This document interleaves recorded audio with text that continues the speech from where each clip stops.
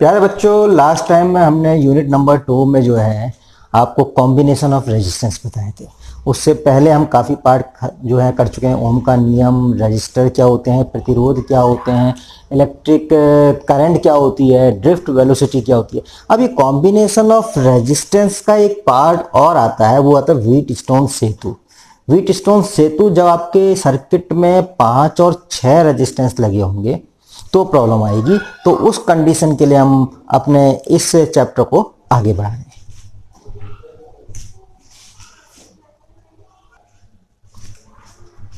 तो बच्चों, इसी क्रम को आगे बढ़ाते हुए मैं यहां पर लेता हूं व्हीट स्टोन सेतु, व्हीट स्टोन ब्रिज।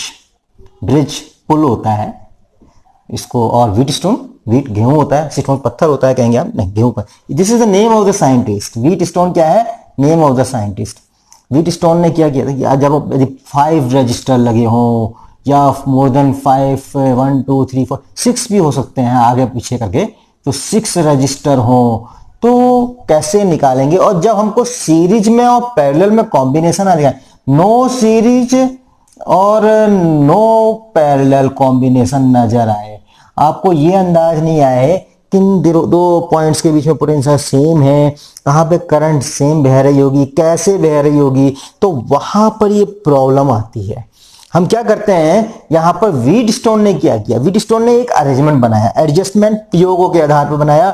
तो उन्होंने क्या किया, देखिए यहां पर चित्र में दिखिएगा साफ, एक पतंग नुमा पुल है। ये पतंग, काइट तो आपने चलाई होगी, पतंगे उड़ाते रहते होंगे, तो ये पतंग बना पुल है ये। इस पर उन्होंने लिया ए, सी या बी और डी, ये 2 पॉइंट ले लेता हूं मैं जो बचे हुए हैं, और इनके बीच में एक पोटेंशियल स्थापित कर दिया। इसको वी पोटेंशियल सा मान लेते, वी पोटेंशियल डिफरेंस, विभवांतर बिटवीन ए एंड सी हमने वी लगा दिया। अगर वी विभवांतर लगाएंगे तो बैटरी तो लगाओगे ही, सेल एक कुंजी भी दोगे ही, और ये पॉइंट लगा दिया हमने, positive negative, high potential low potential. अगर मैं इसको पोटेंशियल डिफरेंस को वी ले रहा हूं इन दोनों के बीच में, अगर मैं यहां पर वी वोल्ट ले लूं मैं, तो मैं ऑब्वियसली यहां पर 0 वोल्ट ले लूंगा एज पर पोटेंशियल। हमने पोटेंशियल मेथड के बहुत सारे सवाल किए थे। और उसके बाद में कहूंगा कि यहां से करंट फ्लो कर रही है, हाई पोटेंशियल से लो पोटेंशियल में जब करंट फ्लो कर रही है, तो ये तो 2 भागों में बटेगी, एक इधर बढ़ जाएगी और एक इधर बढ़ जाएगी। परंतु क्या हुआ, यहां पर एक रेजिस्टेंस और जोड़ दिया गया। तब क्या होगा, अब कौन सा अभी सीरीज कौन सा भैया, ये I1 इधर जा रही है कि ये सीरीज नहीं, I2 इधर नहीं, सीरीज नहीं, तो ये क्या पैरेलल होगा। तो यहां पर जरा प्रॉब्लम आ गई। अब उन्होंने क्या संबंध बताया कि ये रेजिस्टेंस सपोज P है, ये Q है और ये R है, ये S है। तो यदि P upon Q equal to R upon S होगा कैसे होगा, अभी हम उसका डेरिवेशन भी अगर होगा, तो इस रेजिस्टेंस में, ये रेजिस्टेंस को हम कर लेते हैं R में धारा नहीं बहेगी, नो करंट हियर, R में कोई करंट फ्लो नहीं करेगी। जब करंट फ्लो नहीं करेगी तो करंट के फ्लो करने के लिए हम जानते हैं कि 2 बिंदुओं के बीच में विभवांतर होना चाहिए, यानी हाँ राइट, तब तो यहां पर विभवांतर होगा ही नहीं। बी और डी के बीच में VB माइनस VD तो 0 होगा, विभवांतर नहीं होगा, तो VB बराबर कितना होगा, VD होगा। VB बराबर कितना होगा, VD होगा। तो यहां से कंक्लूजन, VB बराबर VD होगा जब यहां पर डिफ्लेक्शन 0 होगा। तो ये कंडीशन अगर आ गई है तो इसको हम कहते हैं बैलेंस्ड व्हीट स्टोन सेतु। इसे हम बोलते हैं balanced wheat stone bridge, Hindi में कहते हैं सेतु, संतुलित व्हीट स्टोन सेतु। संतुलित व्हीट स्टोन सेतु, यदि आप अपनी हिंदी की किताब में देखेंगे तो इसको लिखेंगे व्हीट स्टोन सेतु। तब होगा जबकि कॉम्बिनेशन रेजिस्टेंस, जो भुजाएं हैं, एक भुजा P, एक भुजा Q, एक भुजा R, एक भुजा S, समानुपाती है, P upon Q equal to R upon S। हम ऐसे भी लिखते हैं P upon R equal to Q upon S, ये भी लिखते हैं, कोई फर्क नहीं पड़ेगा, तो P upon Q equal to R upon S। तब जब यहां पे कोई करंट फ्लो नहीं कर रही है, I यहां पर क्या हुई, इस रेजिस्टेंस बीच वाला जो तार है, अब इसमें कितने रेजिस्टेंस है, 1 2 3 4 5 रेजिस्टेंस है, और ये है, तो हम इसको हटा देंगे, इसको हम सामने से डिलीट कर देंगे, यानी कि हम इसको यहां से हटा सकते हैं। जब करंट ही फ्लो नहीं कर रही है तो विभव पता नहीं हो रहा, यहां पर पोटेंशियल जितना है वहां पर, तो इसका कोई मायने नहीं है नीचे के बीच में हम रेजिस्टेंस लगाएं। मैं नो करंट फ्लो, कोई घटक नहीं है, कोई विभवांतर नहीं है, कोई तार नहीं है, विभव तार तो है पर वो नेग्लिजिबल मान के चल रहे हैं कि वीबी बराबर वीडी हो रहा है, यहां पे कोई रेजिस्टेंस नहीं है, प्रतिरोध तार नहीं है, विभव पतन नहीं हो रहा। अब हम आएंगे इसकी उत्पत्ति।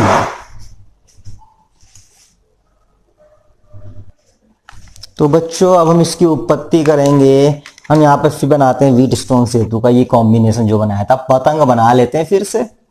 P और ये Q और ये R और ये S, 4 रेजिस्टेंस। यहाँ पे भी 5वां हो सकता था, नहीं लगाते, गैल्वेनोमीटर लगा लेते हैं इसकी जगह पे। और ये कुंजी हो गई हमारी, ये यहाँ पर गैल्वेनोमीटर को लाइन पे, ये गैल्वेनोमीटर में कुंजी लगाने की जरूरत नहीं है। यहाँ पे बैटरी लगा दी, सेल लगा दिया, कुंजी लगा दी, हो गई कहानी खत्म। V वोल्ट इधर, 0 वोल्ट इधर। A इसको ले लेते हैं पॉइंट, C इसको ले लेते हैं, B इसको ले लेते हैं, D इसको ले लेते हैं। ओके, इस one is positive and negative. वैसे नेगेटिव पोटेंशियल होगा, हमने 0 माना है तो इसका मतलब ये नहीं कि नेगेटिव यहाँ पे 0 है। हम मान के चल रहे हैं कि विभवांतर V है, तो अगर मैं इसको V लूंगा तो इसको 0 लूंगा ना, अगर नेगेटिव लूंगे तो आप अलग चीज होगा। ठीक है, तो कुल मिला के ये हमारा कॉम्बिनेशन है, इस तरह का कॉम्बिनेशन है। अब खचर बचर की होगी व्हीट स्टोन जी ने कि P में से कुछ निकाला होगा, Q में से को बदला होगा, R को बदला होगा, C का, इन 5 के मानों को बदला होगा, व्यवस्थित करा होगा। तो उसके बाद उन्होंने देखा कि गैल्वेनोमीटर में डिफ्लेक्शन 0। ये जो गैल्वेनोमीटर है इसमें कोई डिफ्लेक्शन नहीं है। गैल्वेनोमीटर किस काम आता है? गैल्वेनोमीटर जो है वो उसे हम हिंदी में कहते हैं धारा मापी, यानी कि धारा मापने के काम आता है ये। परंतु ये जो है सूक्ष्म धाराओं को भी नाप लेता है, अति सूक्ष्म धाराओं को भी नाप लेता है, यानी बहुत सी थोड़ी सी धारा भी भाई। इसलिए हम इससे धारा नहीं नाप पाते, इसलिए धारा नापने के लिए एक अलग से यंत्र आता है करंट नापने के लिए, that is called ammeter. Ammeter जैसे हम सीरीज में जोड़ते हैं, सर्किट में, परिपथ में हम सीरीज क्रम में जोड़ते हैं, क्योंकि एमीटर का जो रेजिस्टेंस होता है बहुत कम होता है। कम तो रखना ही हुआ, एमीटर का रेजिस्टेंस अगर वही खा जाएगा तो विभव पतन हो जाएगा। इसलिए एमीटर को सीरीज में जोड़ा जाता है, धारा नापने के लिए जोड़ा जाता है, और वोल्ट मीटर को हमेशा पैरेलल में जोड़ा जाता है। आगे बताऊंगा आपको कि आदर्श एमीटर का प्रतिरोध कितना होता है। अगर हम उसका प्रतिरोध कम रख रहे हैं तो कितना होगा? 0 होगा। कितना होगा? 0। और वोल्ट मीटर का प्रतिरोध कितना होगा? आदर्श अनंत। क्यों? क्योंकि उसका रेजिस्टेंस हमें ज्यादा लेना है। Volt meter in between 2 points लेना पड़ता है, बाद में भी बात करेंगे इस बारे में। तो गैल्वेनोमीटर में जो संख्यांकन होता है वो इधर को 0 होता है, इधर आपका इधर और इधर। तो ये इधर को डिफ्लेक्शन करता है, धारा की दिशा दिखाता है, बह रही 2 प्रकार से, इधर पॉजिटिव नेगेटिव। एक तरफ किधर को धारा बह रही ये भी बता देता है। तो ये धारा की दिशा भी दिखाता है, डिफ्लेक्शन दिखा करके ये शो कर देता है कि धारा बह रही है या नहीं बह रही है। अब बच्चों इसमें हम यहां पर आते हैं, विभवांतर V और A, इसके बीच में लेते हैं VA माइनस VB कितना हुआ विभवांतर। ओम का नियम लगा लीजिए, धारा I यहां बह रही है, धारा I वापस आ रही है, यहां पर शाखा में बढ़ रही है। I1 और I2 अभी आप किरचॉफ का नियम पढ़ेंगे, सुई जंक्शन रूल पढ़ेंगे, जिसमें आने वाली धारा बराबर जाने वाली धारा। ये I जितनी आई इधर को बढ़ गई, इधर को बढ़ गई, ये चलते विभव पतन हो गया। यहां पर विभव पतन हो गया। I1 इंटू P रेजिस्टेंस का मान है P ओम, तो इतना खा गया या I1 इंटू P। R जैसे लगाते हैं रेजिस्टेंस में हम V बराबर IR, उस फॉर्मूले से घटते यहां कुछ पतन हो गया, और फिर यहां से कुछ घटते यहां पतन हो गया। ऐसे ही यहां से घटते यहां पतन हो गया। यहां से यहां पर ले लेंगे आप I1 P, तो यहां ले लेंगे आप I2 R। अब ये I1 P जो है, I1 जो धारा है, ये विभव पतन लिया हमने इसके बीच में। अभी जो I1 है यहां जा रही है, पर ये VB बराबर है VD के, यहां नहीं जा रही, ये इधर कोई करंट नहीं जा रही, इधर कोई करंट नहीं जा रही, तो इधर कोई करंट नहीं जा रही, नो डिफ्लेक्शन। तो ये I1 कहां जा रही है? वो यहां जा रही सीधे, वो सीधे यहां जा रही है। और I2 भी, यहां पे कोई करंट नहीं जा रही इस शाखा में ऊपर को, तो I2 कहां जा रही है? I2 सीधे यहां जा रही है, I2 सीधे यहां जा रही है, और यहां मिल जा रही है। I बराबर हो गया I1 प्लस I2, इधर भी, परंतु ये सीधे ऐसे जा रही है। अब हमें पता ऊपर का श्रेणी क्रम, नीचे का श्रेणी क्रम, दोनों समांतर क्रम निकाल लेंगे आपस में। ठीक है, अब VA माइनस VB कितना है भाई? ये है विभवांतर कितना है P के सिरों पर? I1 P, समीकरण नंबर 1। अच्छा ठीक है, VA माइनस VD कितना है? V A minus V D. Sir V A minus V D, हाँ ये ए है, I2 धारा जा रही है, I2R खा दिया इसने लॉस्ट पोटेंशियल, I2R, ये समीकरण नंबर 2। या I1 इधर को गई, इधर को गई, VB कुछ है पोटेंशियल, VB माइनस VC कितना है, VB माइनस VC I1, और ये प्रतिरोध Q ओम खा गया इसको, यहां पर कितना खा गया वोल्ट, I1 इंटू Q। ये हो गया समीकरण नंबर 3। यहां से धारा इधर को गई D से, A D C, ये I2 धारा गई, I2 में कितना खो गया यहाँ पे, PQRS ले लेते हैं यहाँ पर, तो यहाँ पर हम ले लेंगे I2S जो है वोल्ट खा गया। तो यहाँ पर भी लिख सकते हैं हम VD माइनस VC बराबर I2 इंटू S, समीकरण नंबर 4। अब इन समीकरणों से कुछ मिलेगा आपको, देखो VA माइनस VB बराबर I1 P1, VA minus VD बराबर I2R, बट VB बराबर VD, VB बराबर VD, सो VA माइनस VB बराबर VA माइनस VD। बताओ हुआ कि नहीं हुआ? अरे भाई VB और VD बराबर हैं, तो ये दोनों बराबर तो हो गए। अगर हुए बराबर तो आप कहेंगे ना कि I1P बराबर हो गया I2R, इस समीकरण नंबर 5।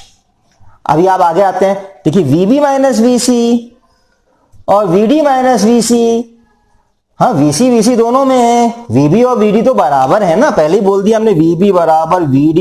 गैल्वेनोमीटर में कोई deflection, no deflection in galvanometer. जब गैल्वेनोमीटर में कोई डिफ्लेक्शन ना हो, मतलब कि कोई धारा नहीं बह रही है, तो विभव जो है समान होंगे, विभव समान होंगे तभी तो धारा नहीं बहती है, ठीक है।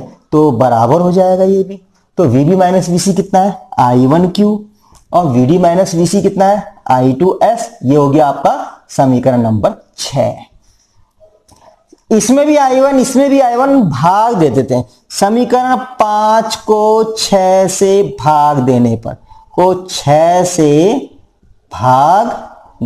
पर, तो कितना आएगा बोलो, I1P बटा I1Q बराबर I2R बटा I2S, I2 से I2 कैंसिल, I1 से I1 कैंसिल, तो एक समीकरण P equal to P upon Q बराबर R अपॉन S। ये बात बच्चों हमेशा ध्यान रखिएगा कि जब संतुलित व्हीट स्टोन से, संतुलित का मतलब बीच की धारा में कोई धारा, अब यहां पर गैल्वेनोमीटर नहीं मिलेगा आपको रखा हुआ, यहां पे एक रेजिस्टेंस लगा देगा, जो हमारे कॉम्बिनेशन ऑफ रेजिस्टेंस में अभी कुछ व्हीट स्टोन सेतु वाले सवाल आएंगे तो वहां पे रेजिस्टेंस लगा देगा।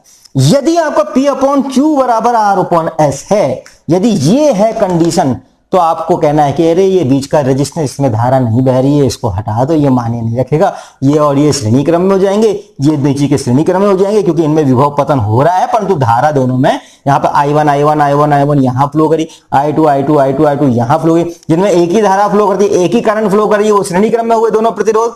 और जो एक ही विभवांतर के बीच में पोटेंशियल ड्रॉप एक ही हो रहा हो, वो किसमें है, समांतर क्रम में, पैरेलल। तो ये श्रेणी क्रम का और दोनों का क्या आएगा, पैरेलल, समांतर। और फिर हम समांतर क्रम में तुल्य प्रतिरोध निकाल लेंगे। तो ये कंडीशन है बच्चों, नोट कर लीजिए।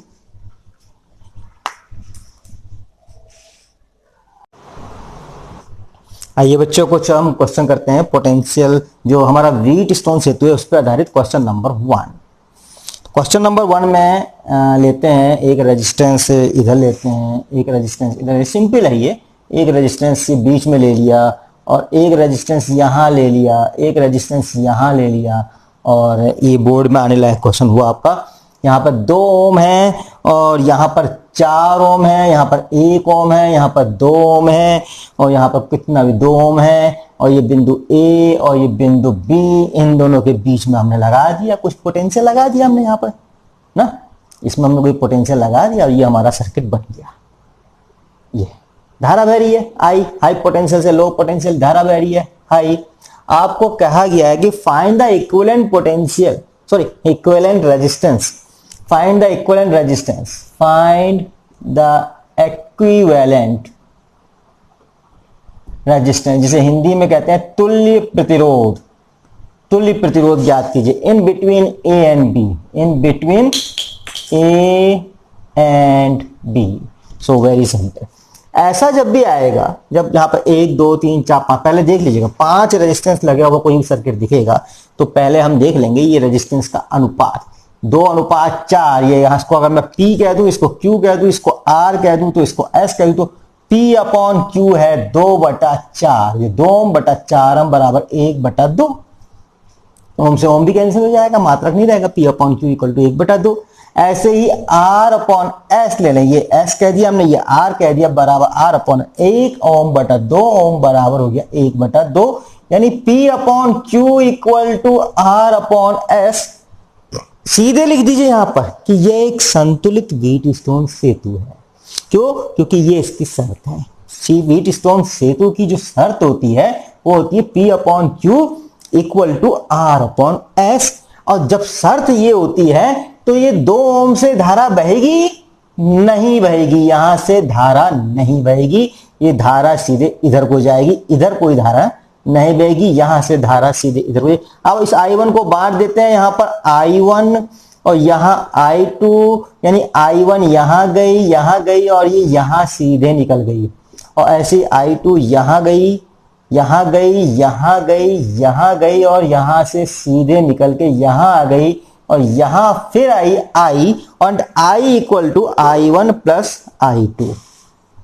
ओके, इतनी बात क्लियर हो गई। तो हमें जब यहां से धारा बहनी नहीं है तो इसको रखने से क्या फायदा है, तो मैं इसको निकाल देता हूं, हटा देता हूं, इसको जरूरत ही नहीं है, इसकी जरूरत ही नहीं भैया, धारा ही नहीं बह रही यहां पर। इस कंपाउंड धारा हमें तो देखना कहां कहां करंट फ्लो कर रही है, कहां विभव पतन हो रहा है, तो ये विभव पतन हुआ, यहां विभव पतन हुआ, यहां पे अलग अलग हुआ है, यहां से पतन, क्योंकि हाई पोटेंशियल से लो पोटेंशियल घटता जा रहा है, यहां कुछ कम हो गया, यहां अगर V है तो यहां 0 हो गया, विभवांतर V के बराबर, V का विभवांतर है इस सेल से, यहां V है तो ये 0 हो गया, इधर पता नहीं विभव पतन हुआ। पर इन दोनों बिंदुओं के बीच में जो यहां पर बिंदु है, ये बिंदु और ये बिंदु, जो A और B के बीच के बिंदु हैं, ऊपर वाला और ये नीचे वाला, इनमें विभवांतर समान है, तो ये 2 ओम और 4 ओम तो आपका श्रेणी क्रम में होगा, क्योंकि धारा एक बह रही है, तो हम इसको लिख लेते हैं R1 बराबर 2 ओम प्लस 4 ओम, श्रेणी क्रम में R1 बराबर R1 प्लस R2 बराबर हो गया 6 ओम, और नीचे हो गया R2 बराबर 1 ओम प्लस 2 ओम बराबर हो गया 3 ओम बराबर हो गया। अब ये सर्किट इस तरह का बन गया, ए पॉइंट तो ये है, यहां पर आ गया हमारे पास 6 ओम, और नीचे आ गया हमारे पास 3 ओम, और इसको मिला दीजिए, और ये बी हो गया 6 और 3 का इक्विवेलेंट रेजिस्टेंस, यानी तुल्य प्रतिरोध 2 होता है। नहीं होता तो देख लीजिए, देखिए 1/R क्यों लिखना है भैया, क्योंकि समांतर क्रम में है, दोनों के बीच का विभवांतर समान है, V लिया हमने, यहाँ पर V है -0 V, अगर हम इसको 0 मान लें, इसको V मान लें, यहाँ V -0 तो V, इसके लिए भी बराबर, इसके लिए भी बराबर, इसलिए 1/R इक्वल टू होगा 1/6 प्लस 1/3 बराबर 6, एलसीएम लेंगे 1 प्लस 3 दूनी 6, 1 दूनी 2 बराबर 3/6, और ये हो गया 3 एकम 3, 3 दूनी 6 बराबर 1/2, यानी R इक्विवेलेंट बराबर हुआ 2 ohm. This is your answer. यदि यहां पर आपका सीधे सीधे फॉर्मूला होता है, 2 रेजिस्टेंस लगे होते हैं, अगर हमारे एक R1 है, एक R2 है, ये समांतर क्रम में है, तो डायरेक्ट फॉर्मूला जो लगेगा आपका समांतर क्रम में निकालने के लिए, R इक्विवेलेंट वो R1 R2 बटा R1 प्लस R2 वहां से निकाल सकते हैं, यानी कि 6 × 3 18 हो गया, और 6 प्लस 3 बराबर 18, और 6 प्लस 3 9, 9 दूनी 18, यानी कि R इक्विवेलेंट हो गया 2। तो इस प्रकार से इस सवाल को हमने कर दिया। यहां पर नेक्स्ट क्वेश्चन की ओर बढ़ते हैं, इसको लिख लीजिए, उम्मीद करता हूं लिख लिया होगा आपने, पॉज बटन दबा के भी लिख सकते हैं आसानी से, यहां पर YouTube के वीडियोज में तो इससे ज्यादा हमें जरूरत नहीं है, हम मिटा देते हैं इसको।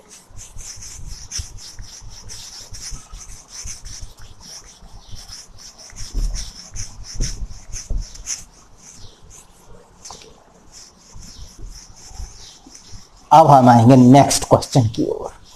नेक्स्ट क्वेश्चन की ओर जो एग्जाम में ज्यादातर पूछा जाता है, 3 रेजिस्टेंस लगा देता वो, इधर और इधर और इधर, तो क्या पॉइंट, तो सीरीज में लग रहे हैं। अरे भाई नहीं, इतना भी आसान नहीं है। यहाँ पे एक रेजिस्टेंस ने ऐसे जोड़ दिया है और उसको कनेक्ट कर दिया है ऐसे, और एक रेजिस्टेंस यहाँ पे जोड़ दिया है और इसको कनेक्ट कर दिया ऐसे। अब बताओ कौन सा सीरीज में है, कौन सा समांतर क्रम में है। हाँ जी, ये समांतर क्रम नहीं नहीं, ये समान, बड़ा लफड़ा हो रहा है। देखो ध्यान से, ये सर्किट क्या कहता है, मैं कहता हूं ई पर मिला वी पोटेंशियल, बी पर मिला जीरो पोटेंशियल। देखिए कहानी क्या होती है, ई पर इस बिंदु पर मिला वी पोटेंशियल, यहां से वी गया, घटता गया, यहां पे आर है रेजिस्टेंस, तो घटेगा ही, पोटेंशियल ड्रॉप कहते हैं इसे, विभव पतन, घट करके यहां पर ले लेते हैं एक्स हो गया, एक्स वोल्ट, ठीक हो गया। यहां से भी घटेगा तो एक्स ही तो होगा, अरे भैया एक्स ही तो होगा, एक ही रेजिस्टेंस, बराबर मात्रा का रेजिस्टेंस है, ये आर है, यहां पर भी आर है, यहां से भी घटेगा तो एक्स ही तो होना है, तो ये भी एक्स ही हुआ ना, ये भी एक्स ही हुआ और ये भी एक्स ही हुआ, और यहां से ये एक्स यहां से घट के जीरो हो गया, यानी कि इस पे पतन है, यहां से एक्स घट के जीरो हो गया। समझ में आया कुछ? देखिए ए विश वी पोटेंशियल से एक एक्स तक घट के गया है रेजिस्टेंस, ये एक्स तक गया रेजिस्टेंस ये, और एक एक्स तक गया है एक और गया है आर एक्स तक, एक्स वोल्ट तक, और एक्स और एक्स ही बराबर है, इनके बीच में है आर, इनके बीच में है आर, सेम विभव पर है, एक्स वोल्ट सेम विभव पर, इनके बीच में है आर। अब एक्स से ये जीरो गया है, एक रेजिस्टेंस यहां जीरो, और एक्स से ही ये जीरो गया है, एक रेजिस्टेंस यहां जीरो। वाह भाई वाह, वाह भाई वाह, ये तो पतंग बन गई फिर।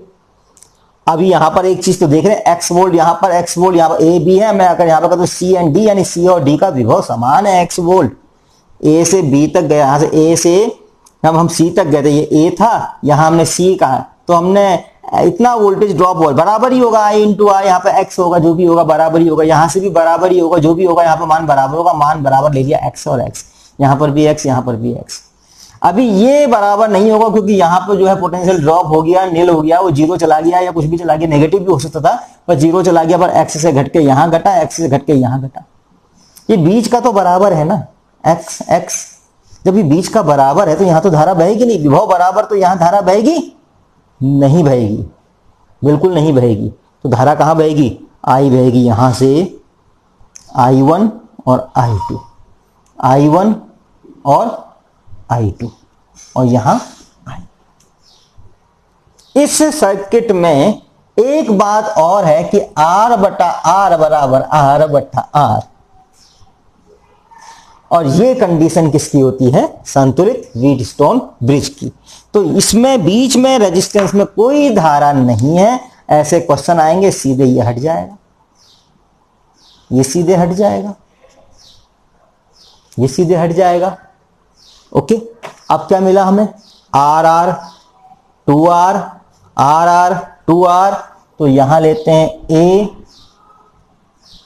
2R, यहां लेते हैं 2R, और B R इक्विवेलेंट निकालेंगे, R1 R2 वाला फॉर्मूला लगा देंगे, R1 प्लस R2, तो ये आ जाएगा 2R इंटू 2R बटे 2R प्लस 2R, कितना हुआ है? R इक्विवेलेंट बराबर 2 दूनी 4, R स्क्वायर, और 2 और 2 4, R 4 से 4 कटेगा बराबर R, यानी इक्विवेलेंट रेजिस्टेंस भी इसका कितना आना है? R। कितना आना है? R। सिंपल। वैसे भी निकाल सकते हैं, यदि आपके कई रेजिस्टेंस समांतर क्रम में ऐसे ऐसे लगे हैं, कई लगे हैं, और सपोज n रेजिस्टेंस लगे हैं और वो समांतर क्रम में है, तो फॉर्मूला अगर बराबर मान है, बराबर मान के हैं, तो R by N direct formula लगी। यहां पर जैसे कितने 2R लगे हैं, तो 2R कितने इसमें लगे हैं? n बराबर 2 है, 2 से 2 कट जाएगा, तो R।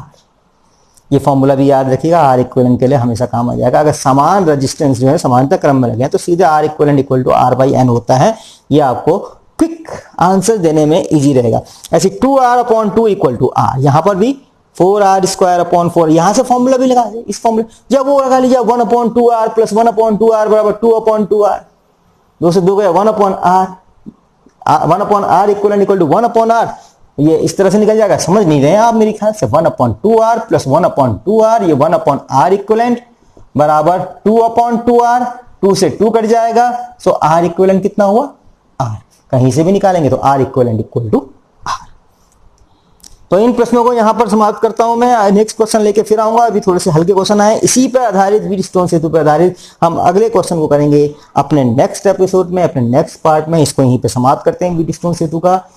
पढ़ते रहिए, पीछे के पार्ट्स भी देखते रहिए, आगे के पार्ट्स भी देखते रहिए, तो आपको जो है कंसेप्चुअल नॉलेज आपकी फिजिक्स की बढ़ती जाएगी। धन्यवाद।